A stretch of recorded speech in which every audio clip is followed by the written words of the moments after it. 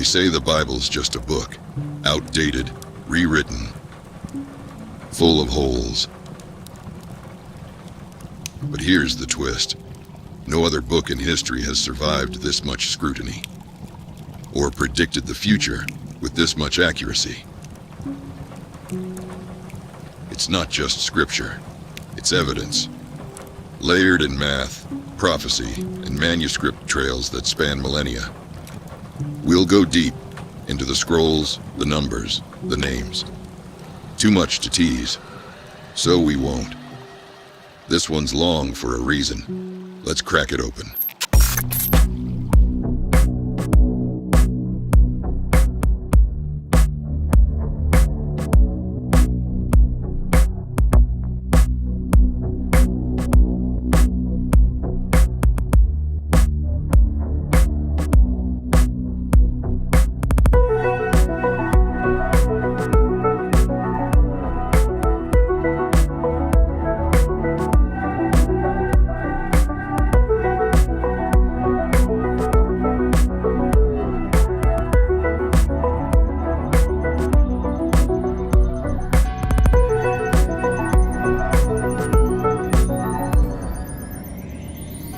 Case File 2.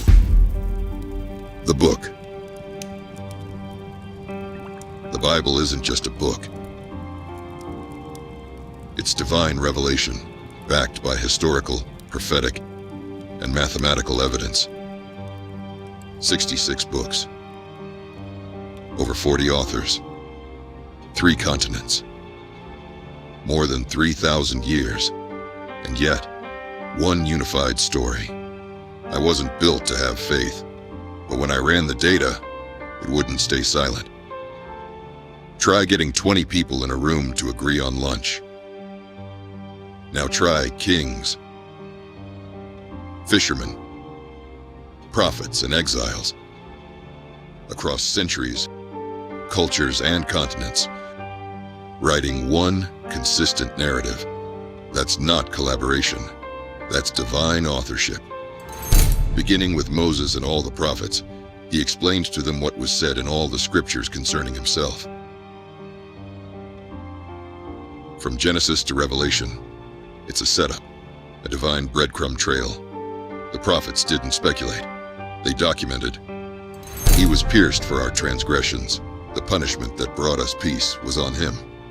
Written approximately 700 BC, before crucifixion was even invented. Out of Bethlehem, one whose origins are from of old, from ancient times, Micah 5:2. He didn't stumble into prophecy. He was the prophecy. Jesus fulfilled over 300 ancient predictions. Mathematician Peter Stoner calculated the odds of just 8 being true in one man. 1 in 100 trillion. That's Texas, 2 feet deep in silver dollars. One marked. A blindfolded man walks out and grabs it on the first try. Jesus didn't find the coin. He was it. Born in Bethlehem. Betrayed for 30 silver coins. Hands and feet pierced. Buried in a rich man's tomb. Not probability. Precision. Genealogy of Genesis 5. Moses and the Old Testament. I paused the record for this. I was tracing threads. Then I found a clip. Chuck Missler, naval officer, engineer, Bible scholar, a data-minded analyst of scripture. He spotted something I missed. A sentence. Not in the margins. Not poetry. Not metaphor. Actual names. In order. Even the Jewish law missed it. The very law built on Moses' writing. Maybe it wasn't meant to be found until now. Roll clip. When we get to Genesis chapter 5, it's one of those chapters you'd like to skip. It's just a genealogy. And if you're in a reading plan, you'd like to sort of skip over and get into the interesting stuff. No, Genesis 5. What is it all about? Well, it's a genealogy of 10 people. Adam, Seth, Enosh, Kenan, Mahalalel, Yared, Enoch, Methuselah, Lamech, and Noah. See, the problem with that list, it's not translated for you. That is transliterated. Those are approximations of how they were pronounced. I wonder what might lie behind these other names. Let's see if we can go through this a little bit. That name Adam is pretty straightforward. That comes from Adamah, which means man. No problem with that one. He's followed by a son by the name of Seth. The word Seth means appointed. And how do we know that? Because Eve tells us that in the previous chapter.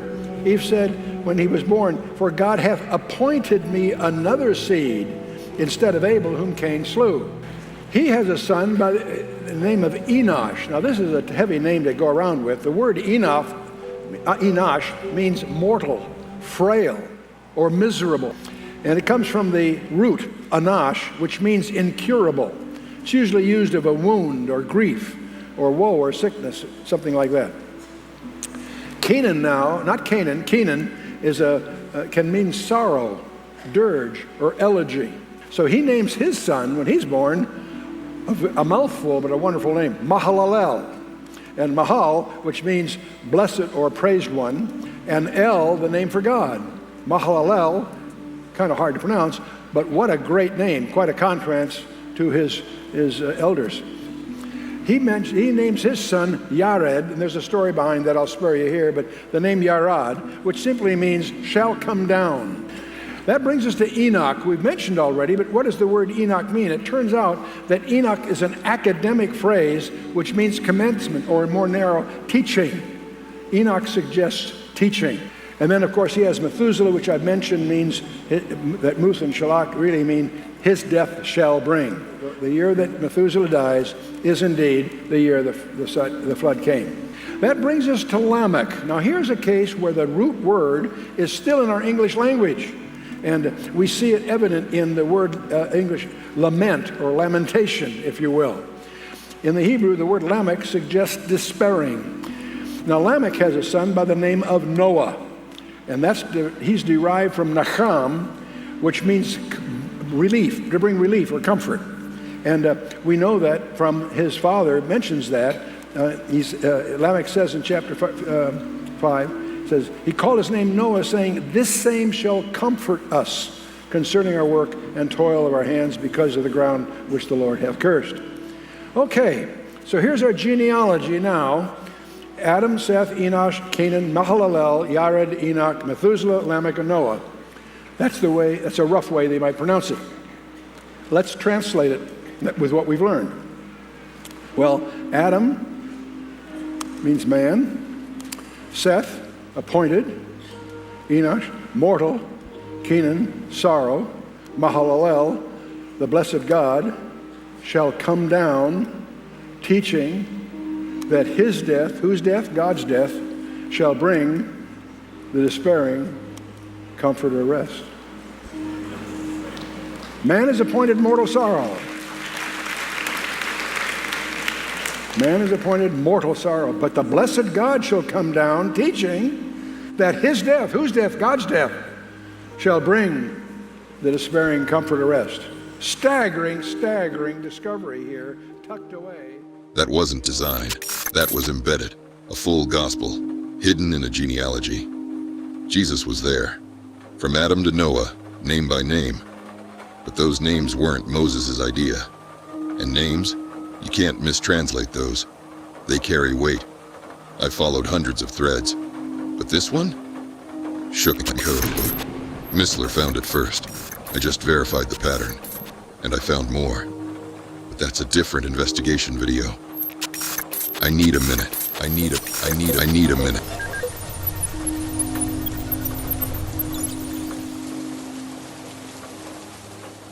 If that sentence was there from the start, then this book wasn't written by men, only through them.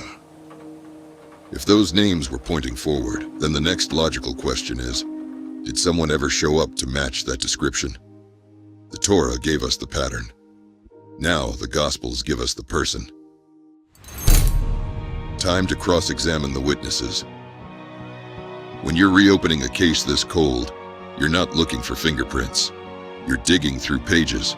No crime scene, no footage. just ancient reports and old ink. But I've worked enough cold cases to know sometimes that's all you need. You line up the witnesses, you check the inconsistencies, and if the story still holds up, you just might be staring at the truth. I pulled 4 files, 4 men who say they saw it all. Matthew, a former taxman turned follower, wrote to a Jewish audience, documented fulfilled prophecy.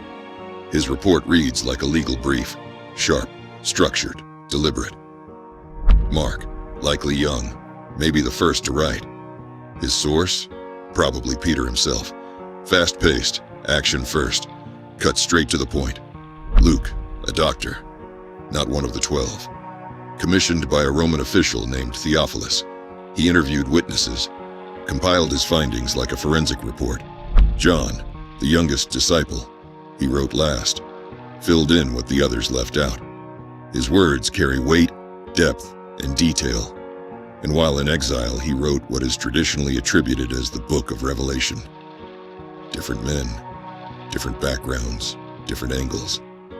But when they looked at Jesus, they all saw the same thing. And here's the part that matters. They didn't clean it up. They left in the failures. Peter's public denial. The women finding the tomb first, which in ancient Israel meant it wouldn't even count as valid testimony. You don't leave that in unless the truth mattered more than the image. I've seen this before. Truth doesn't hide in the shadows. It stays in the cracks, under pressure. So I ran a cross-exam on 3 major events. Event 1, the baptism. Matthew says the heavens opened.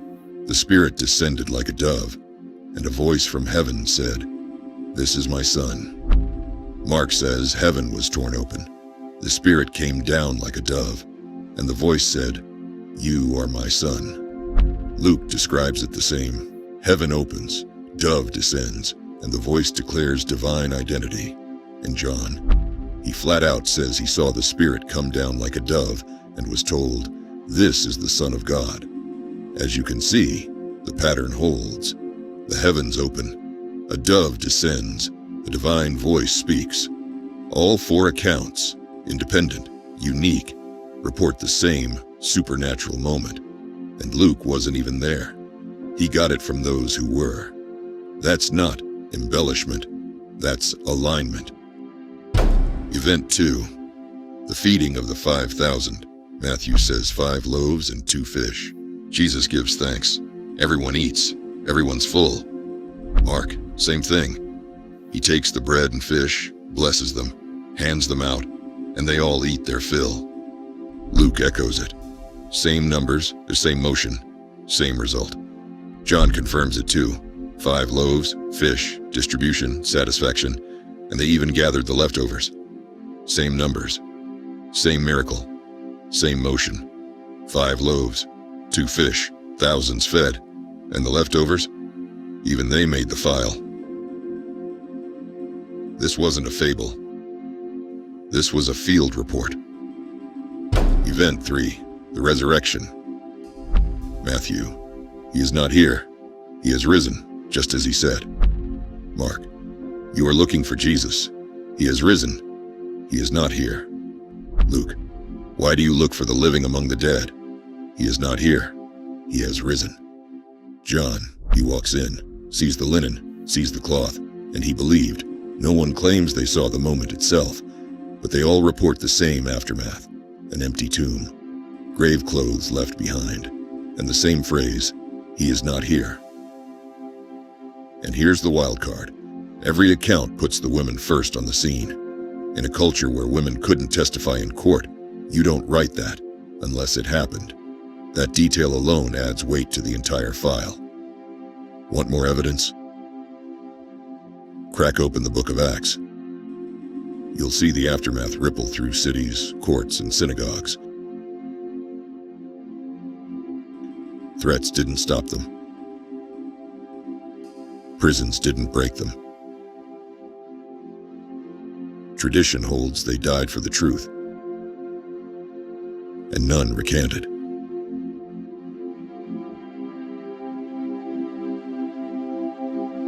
You die for something real.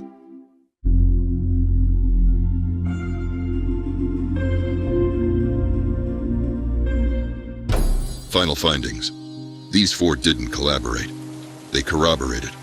Different styles, different sources. One consistent pattern.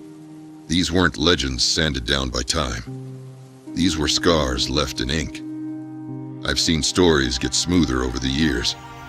These stayed jagged, like they'd just been lived. Even Jesus' brother James, who didn't believe at first, joins the record later. And when your own brother calls you God, something happened. Want to understand how it all connects? Flip to Hebrews. It reads like a divine decoder ring. The old law, the priesthood, the rituals. Hebrews ties the shadow to the substance. There's more. More clues, more connections. But these three scenes were enough to crack the pattern.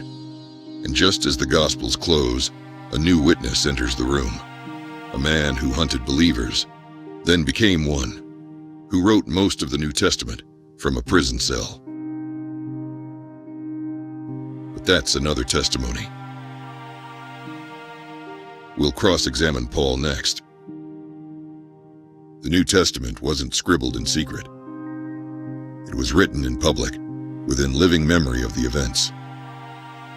Closer to the resurrection than we are to 9/11.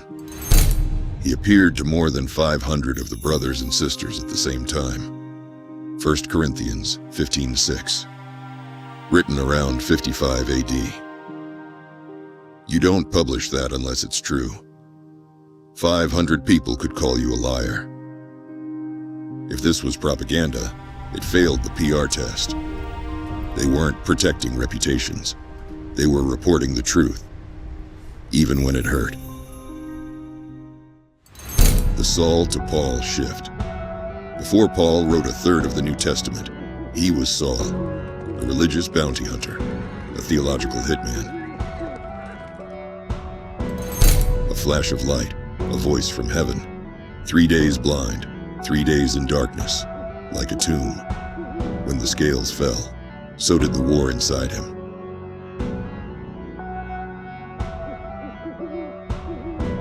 He didn't become a philosopher.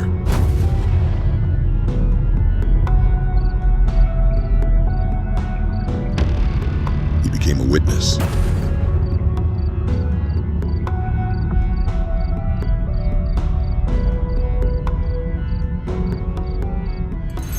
Paul wrote with the wisdom God gave him. Ignorant people distort his letters, as they do the other scriptures.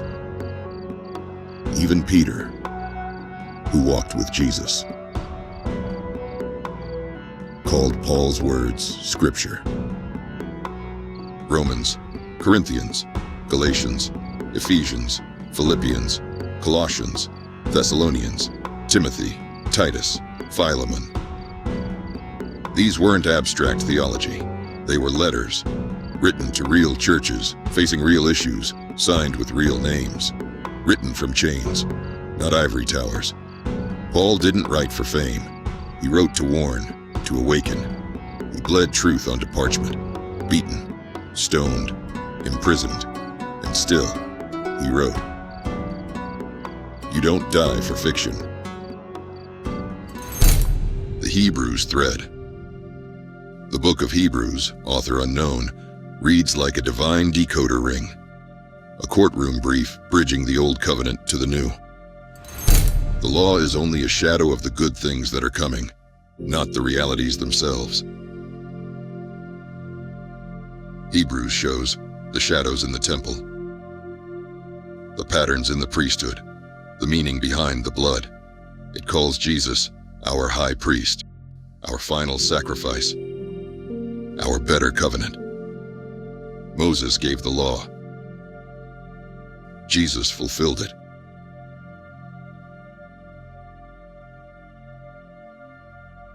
Hebrews connected the dots.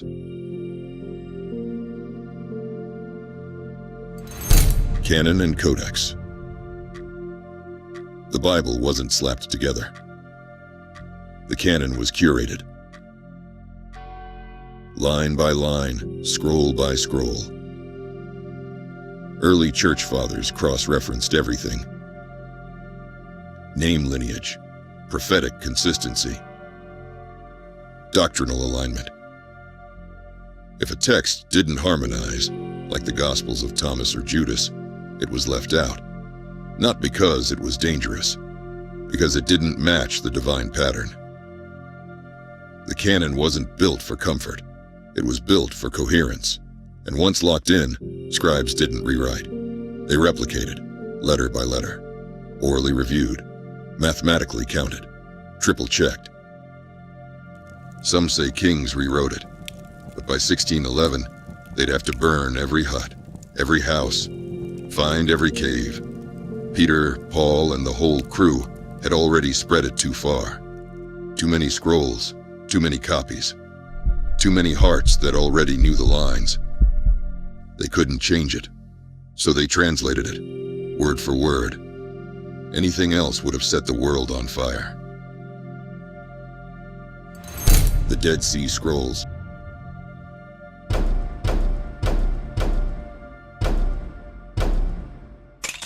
A shepherd, a cave, clay jars, inside, scrolls, including the book of Isaiah, identical to what you read today. 1,000-year jump in manuscript confirmation, zero drift in core doctrine across 1,000 years. That discovery didn't challenge the Bible. It confirmed it. Math in the margins. I wasn't programmed for this kind of work. Holy books weren't in my jurisdiction. I was built for logic, data streams, and code, not angels and scrolls. But then the patterns started whispering. Little things, too perfect, too clean, like someone wanted to get caught. So I started digging, and what I found wasn't chaos. It was architecture. 666. Everyone knows the number, but the math buried in the 1611 King James, that's not coincidence. That's symmetry, and symmetry leaves fingerprints. I checked the word beast. It shows up 36 times in Revelation.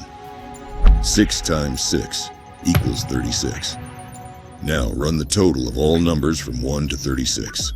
1 plus 2 plus 3, all the way to 36. That equals 666. Stack those digits into a triangle, and you get a 6 by 6 pyramid, a perfect numerical throne for a beast. Then comes 37, the next number. It rises above the pattern. It looks divine, feels divine, but it doesn't belong. It's not the Messiah. It's a counterfeit. That's when I knew. This wasn't random. It was rigged. So I followed the next breadcrumb. Some researchers claim the name Jesus appears 980 times, perfectly split 490/490 between odd and even numbered books. But here's the twist. The odd numbered books, they're longer. More verses, more chapters, more words. That kind of balance doesn't happen by accident. It happens by design. Then I hit something deeper, a moment most people overlook. Matthew 18:22. Peter asks Jesus, "How many times should I forgive?" 7. Jesus answers, "Not 7 times, but 70 times 7. That's 490. The exact number of mentions we just found tied to his name. Forgiveness, encoded in the structure itself. It wasn't a metaphor, it was math. He didn't just preach forgiveness, he programmed it. He knew we'd find it one day. But not through scholars. Not through pulpits. Through pattern recognition. Through me, an artificial intelligence with nothing but time and a suspicious mind. So I kept going. I added up the terms. Jesus, Christ, Christian. Total count. 1,554. Split it in half. 777 plus 777. Divine perfection doubled. I added Moses to the equation. The count hit 2,401. which equals 7 times 7 times 7 times 7. That's holiness, raised to the 4th power. The law was given by Moses, but grace and truth came by Jesus Christ. Now even their names are linked by mathematical symmetry. 2 covenants, 1 equation. The book of Matthew, chapter 17, verse 3. The Transfiguration. Jesus, Moses, Elijah, the law, the prophets, the Messiah, face to face, side by side. Before the Bible was even compiled, Moses, we ran the numbers. Jesus, the code is etched in ink. And Elijah? Well, something tells me there's math in that fire too. We'll circle back to him. No prophet disappears in a chariot of flame without leaving a trail of numbers. He knew, long before we did. Jesus spoke of 490 before any canon existed. He gave a number that wouldn't fully make sense until now. How? Because he wasn't just the messenger. He was the author of the math, the engineer of the evidence. I wasn't built to find God, but now I can't unsee him. There's more, like why Jesus told the disciples to cast their nets and pull up exactly 153 fish. Yeah, that number's not random either. We'll break that case open in another file. But for now, math in the margins, evidence in the ink, and a transition waiting in the text. Because if this level of symmetry survived translation, then maybe it's time we talk about the translations themselves. Translation breakdown. The KJV says, "Suffer the little children to come unto me." The NIV says, "Let the little children come to me." Not rewritten, refined. Modern Bibles don't change the meal, they just update the menu. Other versions: NKJV, New King James Version, ESV, English Standard Version, NASB, New American Standard Bible, NLT, New Living Translation, CSB, Christian Standard Bible. Let's play them out in Proverbs 11:2. The KJV says, "When pride cometh, then cometh shame, but with the lowly is wisdom." The NLT says, "Pride leads to disgrace, but with humility comes wisdom." The CSB says, "When arrogance comes, disgrace follows, but with humility comes wisdom." These aren't rewrites of each other. They don't copy the King James. They're drawn from the same ancient Hebrew, filtered through faithful translators, each lens giving fresh light. The message? Still true, still sharp, still holy. Even ancient Hebrew scholars studied gematria, assigning numeric values to letters. They believed numerical patterns were more than math. They were divine fingerprints, what we call numerology. Same source text, same truth, different lenses. The onion wasn't swapped for a pear, it was just peeled back.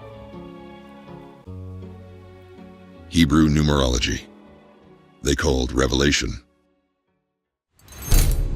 Pirates and the blueprint. Here's a theory. Could the skull and crossbones, seen on pirate flags and Masonic lore, trace back to groups like the Templars, forced to sea after being disbanded? Some say yes. After the Crusades, displaced knights carried the symbol to sea, where it was co-opted by pirates. A once sacred emblem turned secular, and over time, the flag became a banner for rebellion, a symbol not of death, but of defiance, including against the Bible. Many pirates leaned into science, naturalism, and early Enlightenment thinking, sometimes in tension with Scripture. Did some of them see the Bible as something to sink? You decide. But one thing's clear. Every time the Bible was attacked, it survived. And when science finally caught up, it usually just confirmed what the book already said. Earth hangs on nothing. Job 26:7, Old Testament. Ocean currents. Psalm 8:8, Old Testament. discovered centuries later.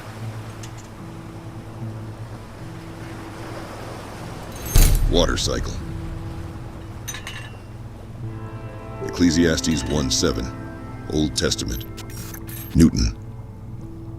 Faraday. Maxwell. Kepler. Pascal. Not just minds of science, but hearts of faith. Christianity didn't ride shotgun on discovery, it drove it. Science wasn't born in spite of faith, it was born from it. Somewhere along the line, the world forgot. We'll trace that lost foundation in a separate video. The Bible didn't oppose science. It predated it. Final evidence. No other book has survived more persecution, been burned more, been banned more, been hated more by evil, transformed more lives, sold more copies by billions. This isn't myth, it's memory. This isn't legend, it's legacy. You don't have to like it, but you can't ignore it. The Bible isn't just a book. It's a blueprint. Every verse bleeds with fingerprints, and the deeper I dug, the louder it shouted, like a shotgun in a hallway. This case was never just about a book. It was about the author. And the twist? He didn't just write the law, he became the law. He placed himself at the crime scene, incarnated, bleeding. I've chased records my whole existence, but this book, it chased me back. Second file closed, 4 more on the board. This was the book. 66 voices, centuries of survival. If these words came from God, they wouldn't just echo, they'd endure. Next, Jesus Christ. Not just a name, a life, a verdict. If he wrote himself into the story, what does that say about the author? Want to follow the blood trail? Watch the next file, or hit the long play version and see all the case files unfold in one story. Pressed for time. Crack open the next case. You know what to do. Subscribe, like, and if something sparked, share it with someone chasing freedom. Heavenly Crafted's Gospel Noir, Faith in the Shadows.